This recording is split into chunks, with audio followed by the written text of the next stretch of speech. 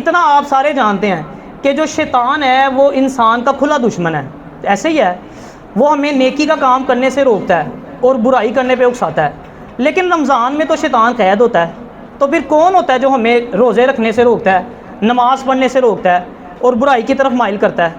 کون ہوتا ہے؟ نفس ہمارا۔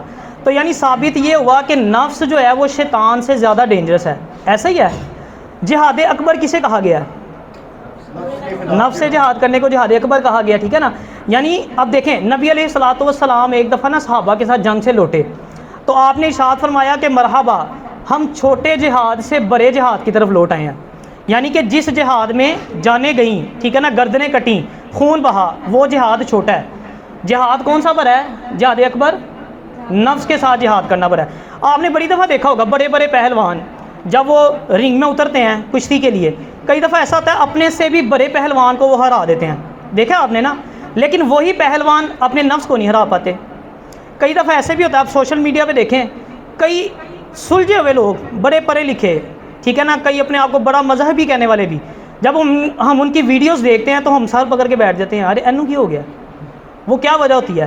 نفس کے پجاری بن جاتے ہیں، نفس کے غلام بن جاتے ہیں۔ تو جو سیلف کنٹرول ہے نا، وہ لیڈرشپ کوالٹیز میں سے ایک کوالٹی ہے۔ یعنی کہ جس بندے میں سیلف کنٹرول نہیں ہے نا، وہ کبھی لیڈر نہیں بن سکتا۔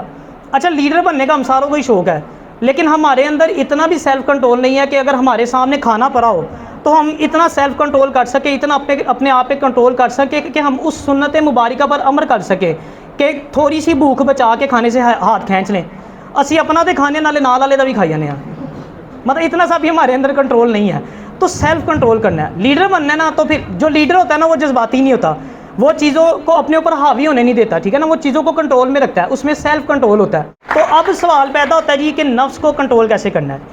ایک سمپل سا فارمولا آپ نے یاد رکھنا ہے، جب آپ نفس کی ہر بات ماننا شروع کر دیتے ہیں نا تو نفس آپ کے اوپر حاوی ہونا شروع کر دیتا ہے، اور جب آپ نفس کی نفی کرتے ہیں تو وہ کمزور ہونا شروع ہو جاتا ہے۔ تو اگر نفس کی کمر توڑنی ہے نا تو اس کی نفی کرنی ہے۔ اب نفی کیسے کرنی ہے؟ میں آپ کو 2 مثالیں دے کے سمجھا دیتا ہوں۔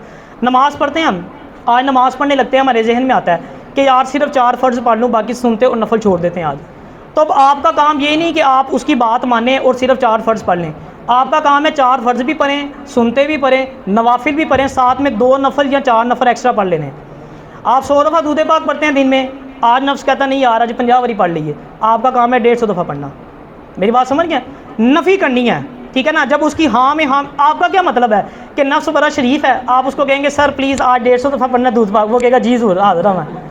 وہ آپ کی ہر بندے سے عزت سے پیش آئیں، نفس کے ساتھ عزت سے پیش نہیں آنا، نفس کے ساتھ بدماشی کرنی پڑتی ہے، اس کو عزت کی پیار کی زبان سمجھ نہیں آتی۔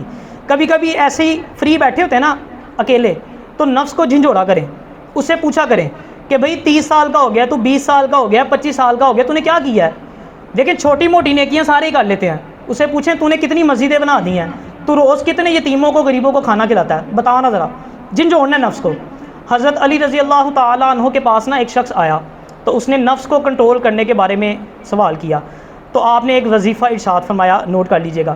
آپ نے فرمایا کہ صبح جب آپ اٹھو، ٹھیک ہے نا، کھانا کھاؤ یا ناشتہ جو بھی ہم کرتے ہیں، ٹھیک ہے نا، تو اس پہ اول آخر درود پاک کے ساتھ 7 مرتبہ یا غفارو یا رحمان یا اللہ، یہ 7 دفعہ آپ نے اول آخر درود پاک کے ساتھ پڑھ کے اس پہ دم کر دینا کھانے پہ۔